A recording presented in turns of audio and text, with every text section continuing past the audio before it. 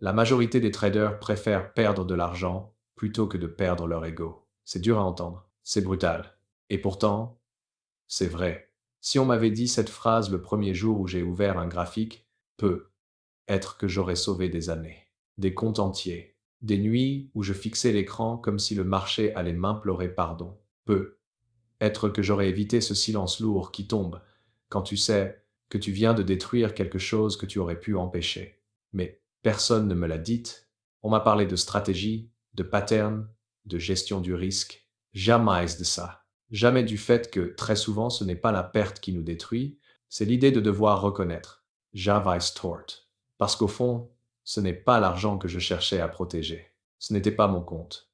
Ce n'était même pas ma stratégie. C'était mon image. Cette version idéalisée de moi-même, celle qui comprend le marché, celle qui voit plus loin, celle qui refuse d'être mise à genoux par une simple bougie rouge. Et chaque fois que j'ai déplacé un stop, chaque fois que j'ai ajouté sur une position pour me rattraper, je savais exactement ce que je faisais. Ja ne savais pas son trade. Ja sauvis mon ego.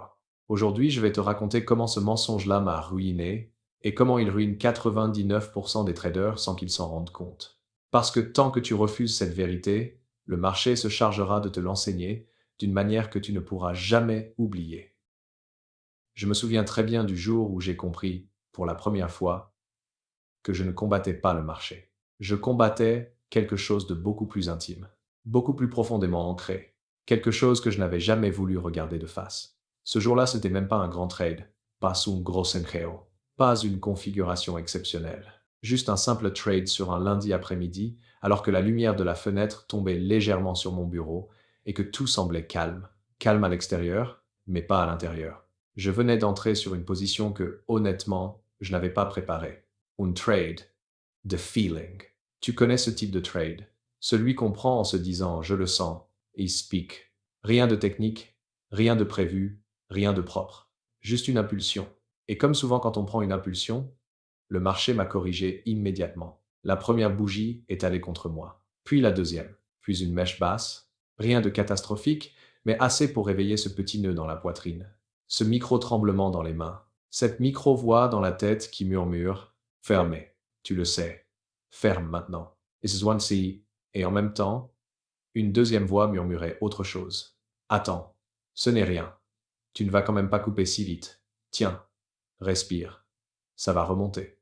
It's I, I, I. » À ce moment précis, je croyais encore que ces deux voix parlaient du marché. Mais aujourd'hui, je sais qu'elles parlaient de moi, de deux parties de moi-même, la partie qui savait et la partie qui refusait. Parce que c'est ça, la vérité. Chaque trader sait quand un trade est mauvais. Il le sait avant même que le compte le lui dise. Mais il refuse de le reconnaître. La bougie suivante s'est rapprochée de mon stop. Je n'avais qu'un geste à faire. Un geste simple, firm. Et j'ai senti ma main hésiter. Pas à cause de la volatilité, pas à cause d'une analyse, mais à cause d'une peur. Pas la peur de perdre de l'argent. Non. La peur d'admettre que j'avais eu tort. C'est à ce moment-là que tout s'est cristallisé dans ma tête. Je me suis rendu compte que je préférais prendre une mauvaise décision plutôt que d'accepter la vérité. Et la vérité, c'était ça. J'avais pris un trade stupide et je refusais de l'admettre. Pourquoi? Parce que l'erreur, pour moi, ce n'était pas juste une erreur. C'était une menace, une humiliation, une fissure dans l'image que j'essayais de projeter, non seulement aux autres, mais à moi-même. Pendant des années, j'avais construit une image de bon trader, un trader discipliné, un trader qui apprend vite, un trader qui est différent des autres. Et cette image était devenue un masque que je protégeais plus que tout, un masque qui valait plus pour moi que la vérité. Je crois que tous les traders vivent ça, au fond. Nous construisons un personnage intérieur, une version idéalisée de nous-mêmes, celle qui comprend le marché, celle qui est patiente, celle qui a du contrôle. Et quand la réalité ne correspond pas à ce personnage, on refuse la réalité. On refuse la vérité. Parce que la vérité ne dit pas « tu es un trader compétent ». In 24, elle dit « tu es un être humain, fragile, biaisé, impulsif, irrationnel et parfois même ridicule ». One says et Marty, aucun trader ne veut entendre ça. Aucun trader ne veut se dire « j'ai réagi comme un enfant ». Absus, j'ai pris ce trade pour me prouver quelque chose. End quote. J'ai ajouté sur une perte parce que je voulais sauver mon image. I'm douce. Mais c'est exactement ce qu'on fait. On refuse la vérité parce qu'elle nous retire le pouvoir. Elle nous retire l'illusion. Elle nous retire la sensation que tout est sous contrôle. Et la vérité la plus douloureuse, c'est celle-ci. Le marché s'en fiche de toi. Il ne te teste pas. Il ne te juge pas. Il ne t'en veut pas. Il ne te doit rien. Mais toi, tu veux croire qu'il te parle. Qu'il t'envoie des signes. Qu'il revient toujours vers l'équilibre. Qu'il corrige les excès. Pourquoi? Parce que ces croyances te protègent. Elles protègent ton ego. Elles protègent ton identité. La vérité, elle, ne protège rien. Elle le coupe. Elle tranche. Elle montre ce qui est, pas ce qu'on voudrait voir. Je me souviens d'une période où je faisais tout pour éviter la vérité. Je ne regardais plus les pertes. Je masquais l'historique. Je supprimais les trades ratés de mes journaux. Je faisais comme si c'était des exceptions. Comme si le marché avait tort. Comme si le timing n'était pas idéal. En surface, ça ressemblait à de la rationalisation. En réalité, c'était de la fuite. J'avais peur de la vérité parce qu'elle mettait en lumière quelque chose que je ne voulais pas voir, que j'étais beaucoup moins solide que ce que je prétendais être. Et tout ça est quoi? Le marché le savait. Il le voyait, parce que le marché n'est jamais un ennemi. C'est un miroir brutal, sans filtre, sans empathie, sans nuance, un miroir qui te montre exactement qui tu es quand l'argent est en jeu. Et ce reflet, la plupart du temps, on ne peut pas le supporter. C'est pour ça que nous refusons la vérité. Pas parce qu'elle est compliquée, pas parce qu'elle est technique, mais parce qu'elle met à nu notre fragilité. Je me souviens d'une nuit où j'étais bloqué sur une position perdante. Je savais qu'il fallait couper. Je savais que je m'enfonçais. Je savais que chaque minute agrandissait le trou. Mais je restais. Je restais parce que je me disais, si je coupe maintenant, c'est comme admettre que j'ai échoué 2 fois. J'ai échoué à entrer. J'ai échoué à sortir. Andrew, to me. C'est fou, comme on se raconte des absurdités. Je préférais rester enfermé dans une perte, plutôt que de couper et me dire la vérité. Tu vois, ce n'était pas la perte qui me paralysait, c'était la vérité. La vérité que j'avais agi pour mon ego. La vérité que je m'étais menti. La vérité que je n'étais pas le trader discipliné que j'imaginais. Et tant que tu refuses cette vérité, le marché t'enferme dans la même boucle. Daily justification, espoir, destruction. La vérité est la chose la plus simple du monde. Et pourtant, elle est la chose la plus difficile à accepter. Parce qu'accepter la vérité, c'est accepter qu'on n'est pas aussi spécial qu'on le croyait. C'est accepter qu'on n'est pas différent des autres. C'est accepter que nos failles sont exactement les mêmes que celles des 99% qui échouent. Et l'ego ne supporte pas ça. Il préfère nous aveugler, nous rassurer, nous endormir, nous détruire lentement, mais comfortablement. C'est pour ça qu'on refuse la vérité. Parce qu'elle fait mal, parce qu'elle casse l'illusion, parce qu'elle nous met à genoux. Mais c'est aussi pour ça qu'elle est la seule chose qui peut nous sauver. Je dois être honnête avec toi. Quand j'ai commencé à trader, je pensais que l'ego n'était qu'un mot utilisé par les coachs. Un concept abstrait, un truc de développement personnel. Rien de concrète, rien de réel. Rien qui pourrait objectivement me coûter de l'argent.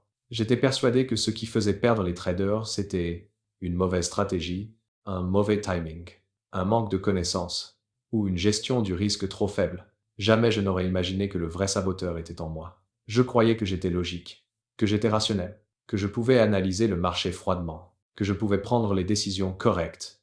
Mais l'ego, lui, il n'a rien à voir avec la logique. Il n'a rien à voir avec la raison. Il n'a rien à voir avec ce que tu sais. L'ego s'accroche à ce que tu es, à l'image que tu protèges, à l'histoire que tu te racontes, et c'est cette histoire-là qui détruit les traders. Je vais te raconter quelque chose que j'ai mis longtemps à verbaliser. Pendant très longtemps, je n'ai pas pris mes décisions de trading pour gagner. Je les ai prises pour ne pas paraître idiot, pour ne pas avoir tort, pour ne pas perdre un statut imaginaire. Je ne protégeais pas mon capital, je protégeais mon identité. Et tu sais ce qu'on fait quand on essaie de protéger une identité? On trahit la réalité, on la déforme, on la fuite.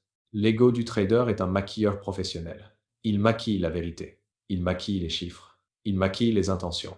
Il maquille les erreurs. Il te dit, tu n'as pas vraiment perdu, c'est juste un retracement. Ike is, tu n'as pas tort, le marché est irrationnel aujourd'hui.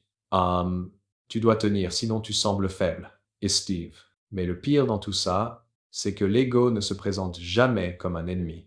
Il se présente comme un ami, un allié, une voix, protectrice. Et cette voix-là, Je l'ai écouté pendant des années. Je me souviens d'un trade en particulier. Un trade que je n'aurais jamais dû prendre. Je venais de gagner 3 positions d'affilée. J'étais dans cet état d'euphorie légère. Cette sensation dangereuse où tu crois que tu es dans le flow. Tu ne sens plus le danger. Tu te crois en phase avec le marché. Tu te crois au-dessus. L'ego adori ces moments. Parce que c'est dans ces moments-là qu'il s'installe à ta place. C'est lui qui prend les décisions. C'est lui qui ajuste la taille. C'est lui qui déplace les stops. C'est lui qui chuchote. Tu peux faire un peu plus. Tu le mérites. Regarde. Tu as eu raison 3 fois. Et moi, j'écoutais. Je me suis mis à oversizer. Pas beaucoup. Juste un peu plus. Juste assez pour ressentir l'excitation. Juste assez pour me dire, cette fois je vais faire un vrai coup. En basse, quasi. C'est ici que l'ego commence à détruire un trader. Il le pousse à chercher une validation émotionnelle, pas un résultat financier. Le trade est parti contre moi immédiatement. Une mèche, puis une autre, puis une bougie pleine, puis une accélération. Et tu sais ce que j'ai fait? J'ai ajouté. Pourquoi? Parce que je refusais l'idée d'être celui qui s'est trompé après 3 victoires. Je défendais une image. Je défendais un personnage. Je défendais un faux niveau. Je n'étais plus en train de trader. J'étais en train de me débattre contre une humiliation intérieure. L'ego transforme le marché en tribunal. Chaque loss devient un jugement. Chaque stop-loss devient un verdict. Chaque bougie rouge devient un doigt pointé vers toi. Et tu réagis comme un accusé. Tu te défends. Tu argumentes. Tu refuses. Tu paniques. Tu ajoutes. Tout accroché. Tu attends. Un miracle. L'ego te pousse à attendre un miracle, parce qu'un miracle te permettrait de te dire, tu vois, j'avais raison quand même. That was left. Douceur, ce besoin d'avoir raison, je l'ai payé cher. L'ego est un architecte de destruction lente. Il construit la catastrophe en te faisant croire que tu vas t'en sortir. Il te fait croire que tes pensées sont intelligentes, que tes intuitions sont supérieures, que tu vois quelque chose que les autres ne voient pas. Mais en réalité, tu es aveugle, parce que l'ego est un écran. Un écran entre toi et le marché. Un écran entre toi et la vérité. Et tant que cet écran est là, tu ne trades pas la réalité. Tu trades ce que tu hopes que la réalité soit. Tu trades ce que tu veux qu'elle soit. Tu trades ce que tu as besoin qu'elle soit pour préserver ton identité. Et le marché écrase toujours cette illusion. Je me souviens d'un autre moment clé. Le jour où j'ai réalisé que je ne détestais pas perdre, je détestais avoir tort. Perdre de l'argent est douloureux, oui.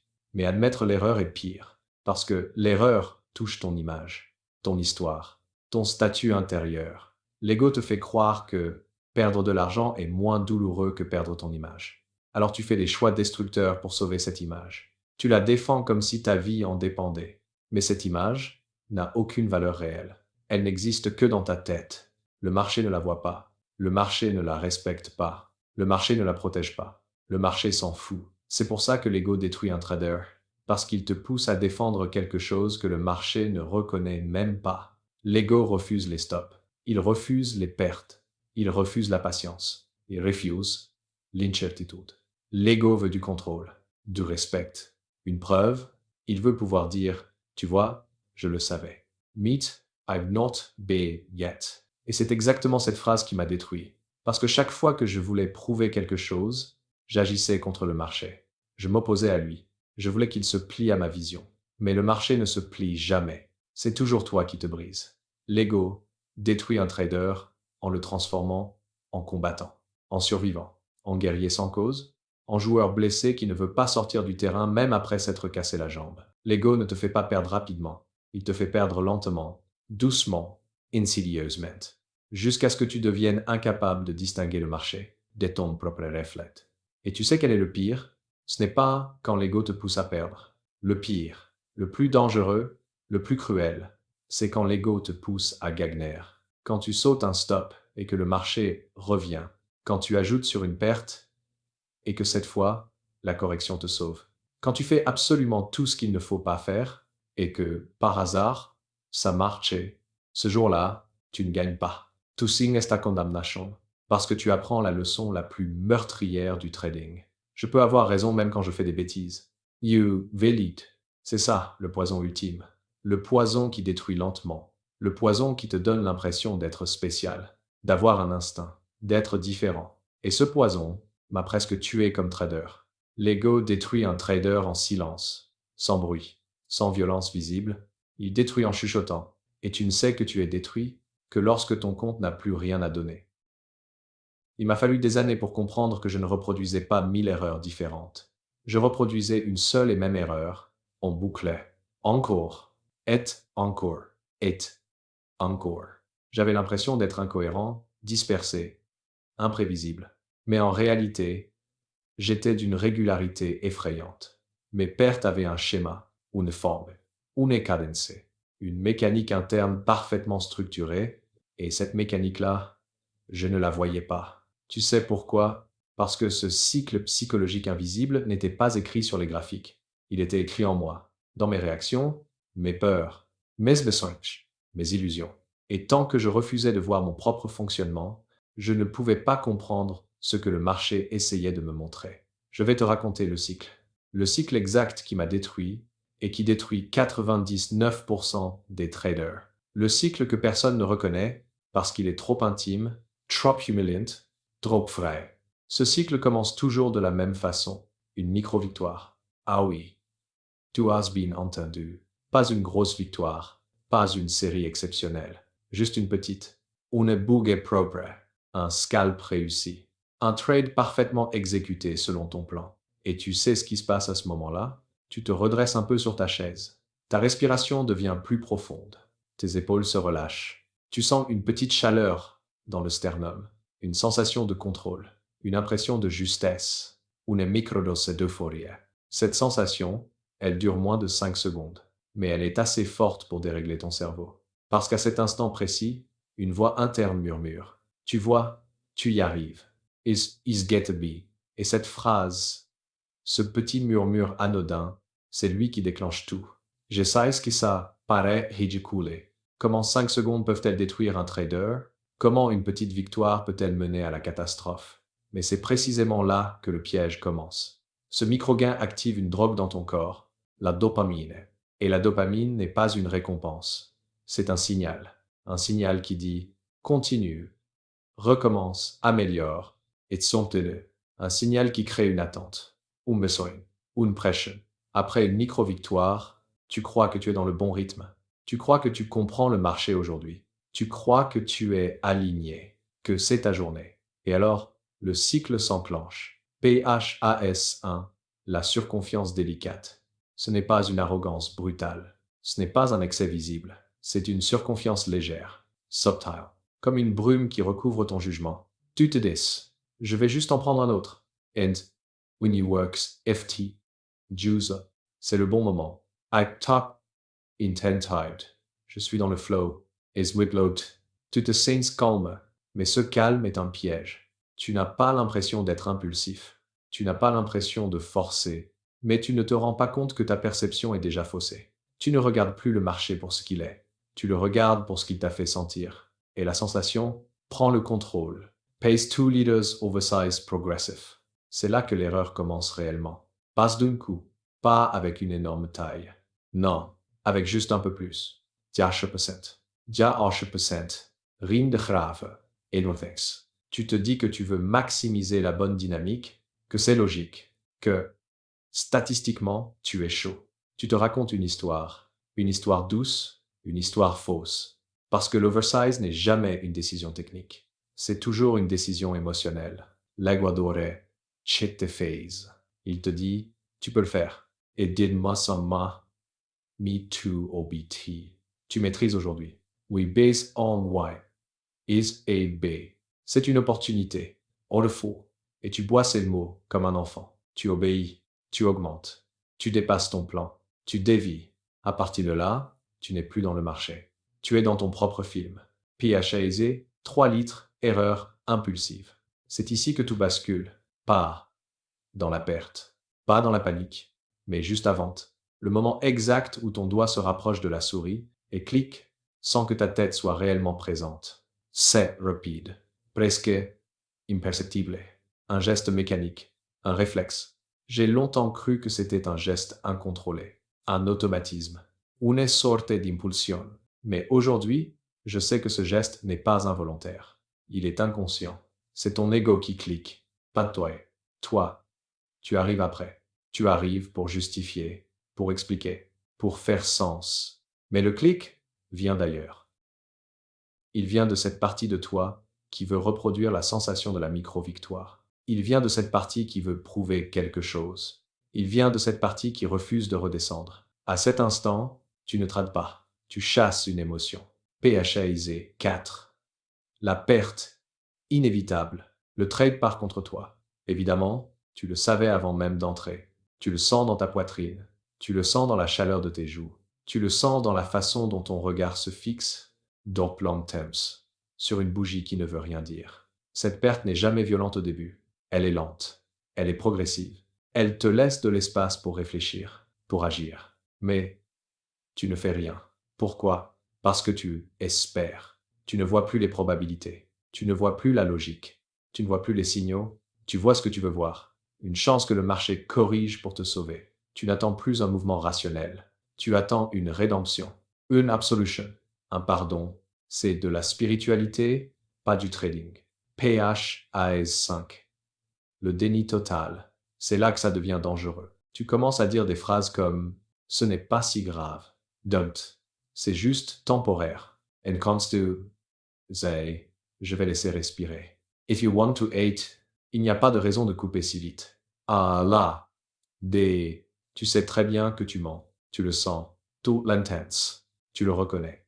Mais tu continues. Parce que couper maintenant, ce serait admettre que tout ce que tu as fait dans les 30 dernières minutes était basé sur un mensonge. Le déni est un anesthésiant. Il te permet de rester dans le trade sans souffrir. Pendant un moment, PHAS 6, le revenge trade. Quand finalement la perte devient insupportable, tu coupes d'une geste brusque, nerveux, avec un goût amer dans la gorge. Tu n'es plus dans le marché, tu es dans la douleur. Et la douleur cherche toujours une issue. Elle cherche une compensation, une vengeance, une validation. Et tu vois un autre setup, pas un vrai setup, juste un mouvement, une opportunité inventée. Tu veux récupérer, tu veux laver l'échec, tu veux effacer la honte. Tu entres, encore plus vite, encore plus fort. Et cette fois, ça explose. Tu perds 2 fois, 3 fois. 10 fois, ton cerveau ne réfléchit plus. Tu es en mode survie. P7 liters explosion finale.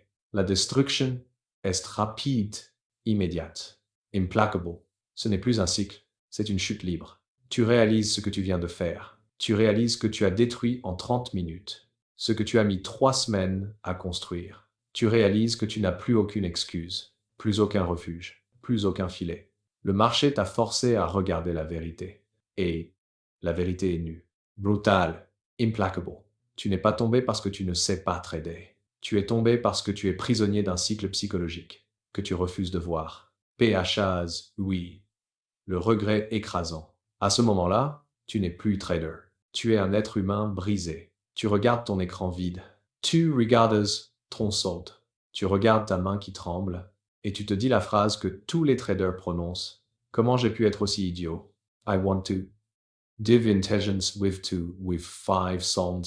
Tous les 10. Mais tu ne le comprends pas. Tu penses que tu as fait une erreur. Tu te trompes. Tu n'as pas fait une erreur. Tu as répété un cycle. Un cycle que tu répètes depuis des mois, des années, sans jamais en voir la structure. Tu n'es pas tombé par accident. Tu es tombé parce que tu suis une mécanique interne qui te dépasse. PHAS 9. Les promesses vides.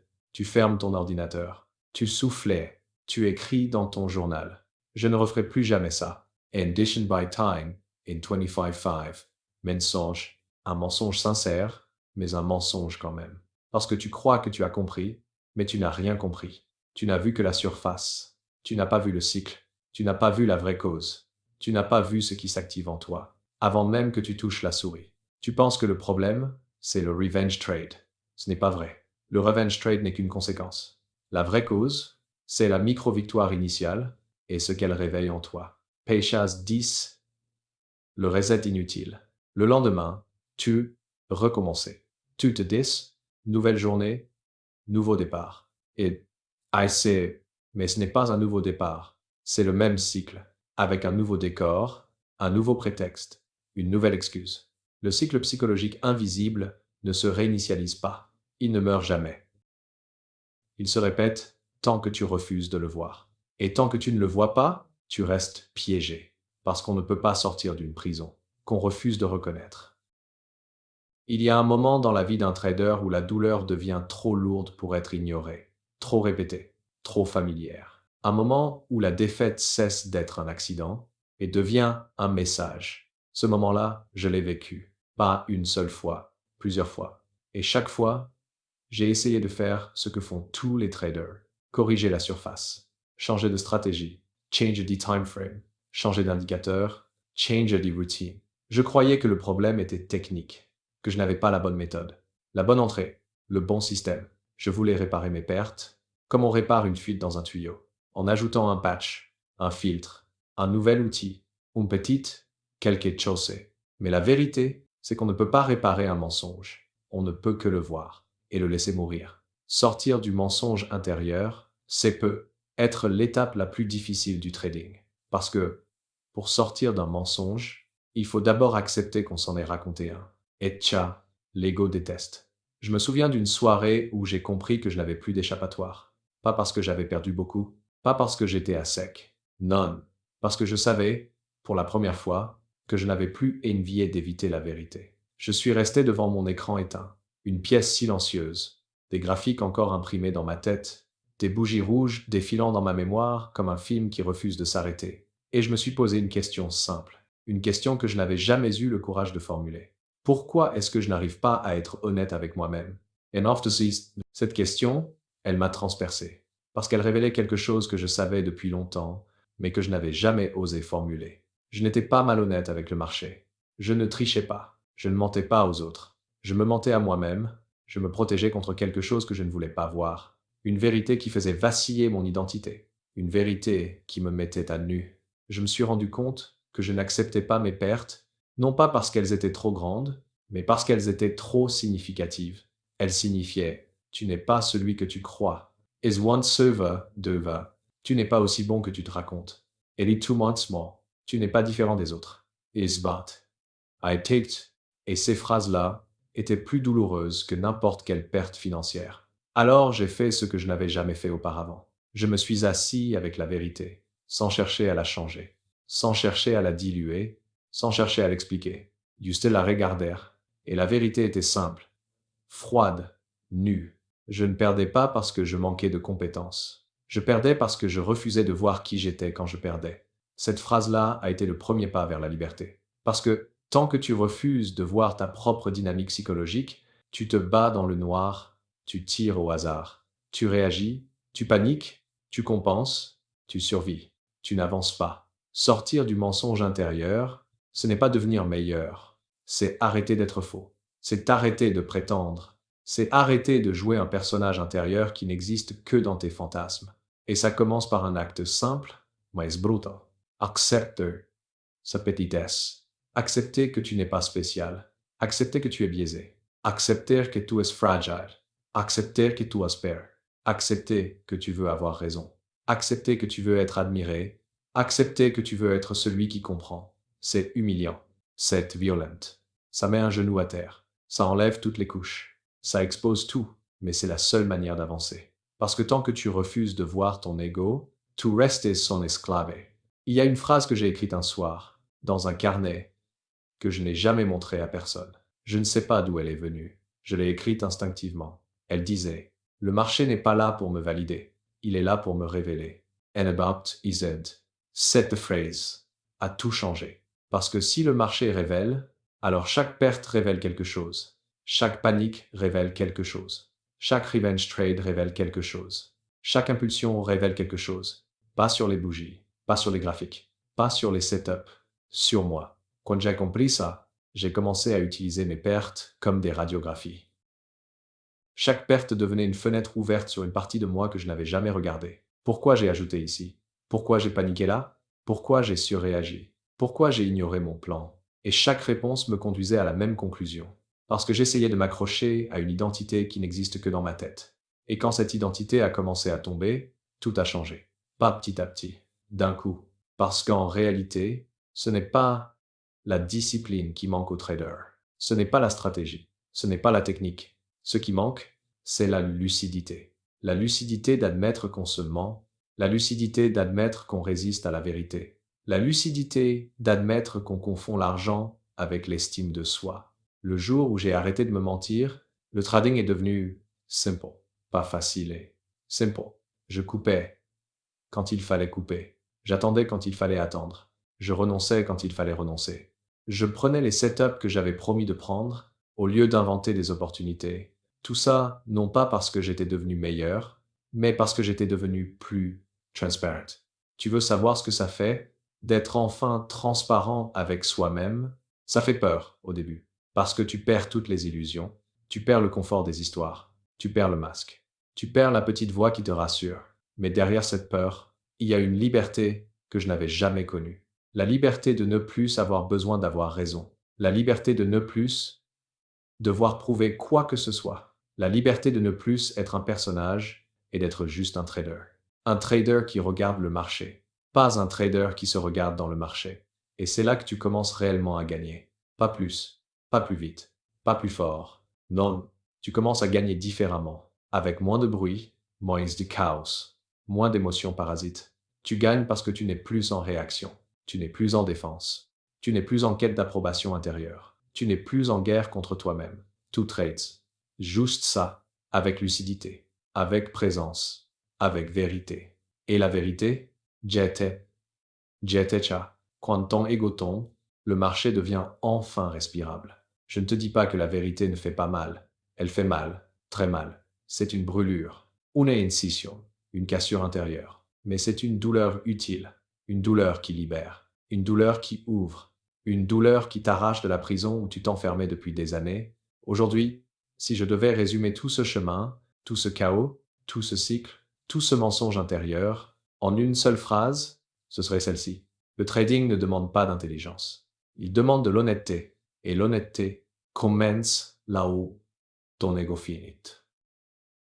Il y a un moment dans la vie d'un trader où tout semble s'arrêter. Pas le marché, pas les bougies, pas les mouvements. Non, quelque chose d'autre. Quelque chose de beaucoup plus intérieur. Un moment où tu te rends compte que tu as passé des années à te battre, mais que tu ne sais même pas pourquoi. Un moment où tu réalises que tu n'as jamais vraiment cherché à comprendre le marché. Tu as cherché à te comprendre à travers lui, à te prouver quelque chose, à confirmer quelque chose, à cacher quelque chose, et ce quelque chose, c'est exactement ce que le marché révèle. Je me souviens de la première fois où j'ai ressenti ce basculement. Ce n'était pas après une grosse perte, ni après un crash, ni après un compte détruit. C'était après un trade parfaitement exécuté. Oui, un trade propre, un trade simple, un trade sans émotion, un trade fluide.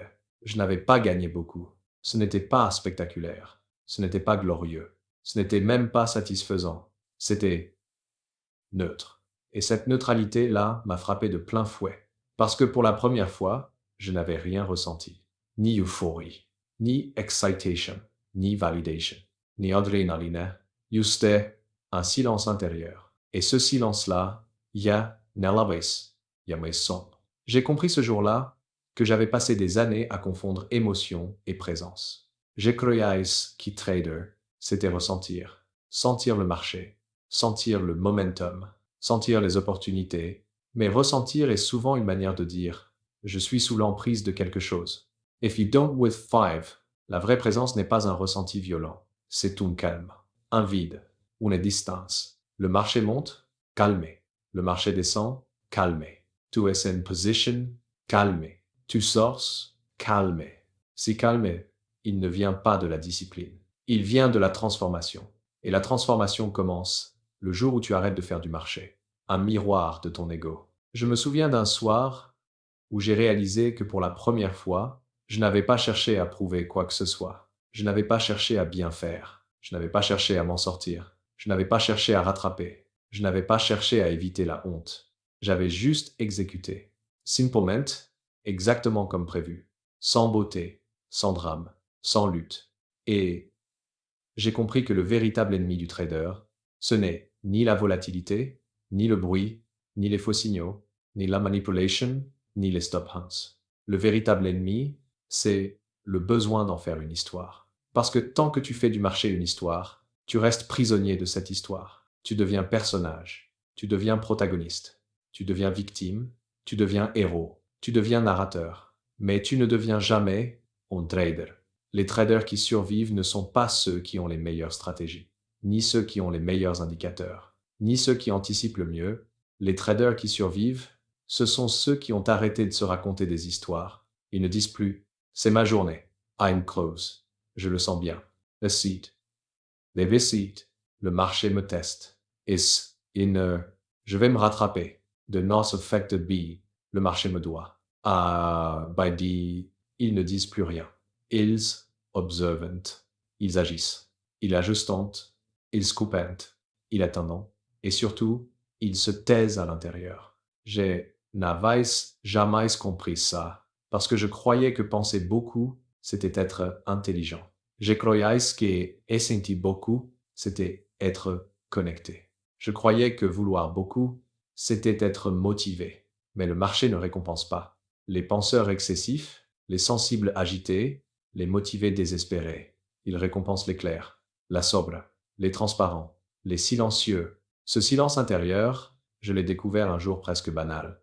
Je me suis réveillé sans cette tension habituelle. Je ne me suis pas demandé quel sera le setup du jour. When I confront, je ne me suis pas demandé comment le marché va se comporter. Et ce Dongen, je ne me suis pas demandé est-ce que je vais réussir aujourd'hui? It is doing. Je me suis juste demandé est-ce que je vais être honnête avec moi-même aujourd'hui? If you want ça, et cette question a tout changé, parce qu'elle déplace le pouvoir. Elle retire l'importance du marché et la remet en toi, pas dans ton ego, dans ta lucidité. Elle did it. Si tu es honnête, tu peux affronter n'importe quel marché. Si tu ne l'es pas, même un marché parfait te détruira. One might in core. Ce jour-là, je n'ai pas cherché la perfection. J'ai cherché la vérité. Quand un trade n'était pas limpide, je n'entrais pas. Non pas par discipline, mais par absence de mensonge. Quand un trade partait contre moi, je coupais. Non pas par peur, mais par clarté. Quand une opportunité se présentait, je la prenais. Non pas pour me valider, mais parce qu'elle était là. J'ai commencé à voir le marché comme un espace, un terrain, un environnement, pas comme une épreuve personnelle, pas comme un juge, pas comme un miroir, pas comme un père sévère que je devais impressionner. Et c'est là que la transformation est devenue réelle, profondément réelle, lentement réelle, parce qu'une transformation intérieure, ça ne fait pas de bruit, ça ne fait pas de spectacle, ça n'a pas de moment « waouh », ça n'a pas de climax. C'est un déplacement imperceptible, un déplacement dans la manière de voir, dans la manière de sentir, dans la manière de choisir. Les autres peuvent encore te voir comme avant, mais toi, tu sais que quelque chose a changé, parce que tu n'es plus dans la lutte, tu n'es plus dans la justification, tu n'es plus dans l'urgence, tu es dans la lucidité. La lucidité crée de l'espace, l'espace crée du calme, le calme crée de la précision crée des résultats. Les résultats, eux, ne créent rien. C'est ça que je n'avais jamais compris. J'attendais les résultats pour me transformer. Mais la transformation vient avant les résultats. Et elle n'a rien à voir avec gagner. Elle a tout à voir avec arrêter de se mentir. Aujourd'hui, si je devais résumer cette transformation silencieuse, je dirais ceci. Quand tu arrêtes de chercher à être un bon trader, tu deviens enfin capable de le devenir. Parce que tu ne cherches plus à prouver. Tu ne cherches plus à impressionner. Tu ne cherches plus à réussir aujourd'hui. Tu ne cherches plus à être dans le flow. Tu ne cherches plus à être différent. Tu cherches à être vrai. Vrai dans tes décisions, vrai dans ta gestion, vrai dans ton regard, vrai dans ton rapport au risque, vrai dans ta compréhension de toi-même. Tu n'as plus besoin d'être spécial. Tu n'as plus besoin d'être brillant. Tu n'as plus besoin d'être unique. Tu n'as qu'une seule nécessité, ne pas te mentir. Et à partir de là, tout change, pas le marché.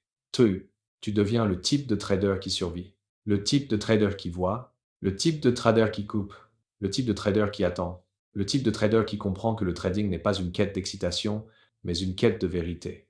La transformation n'est pas spectaculaire, elle n'est pas glorieuse, elle n'est pas visible, mais elle est radicale, et elle est irréversible. Parce que lorsque tu as vu la vérité, tu ne peux plus revenir en arrière.